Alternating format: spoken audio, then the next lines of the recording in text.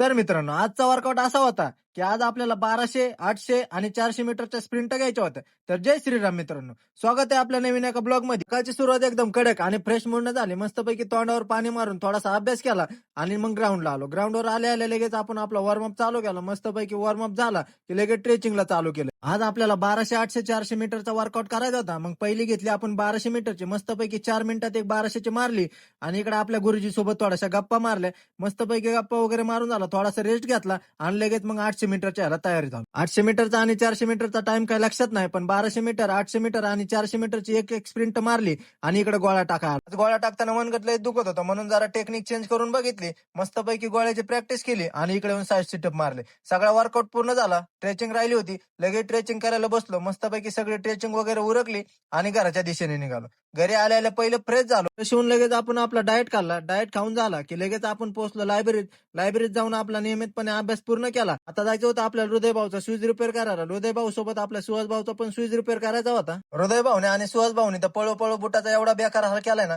थांबा तुम्हाला दाखवतो.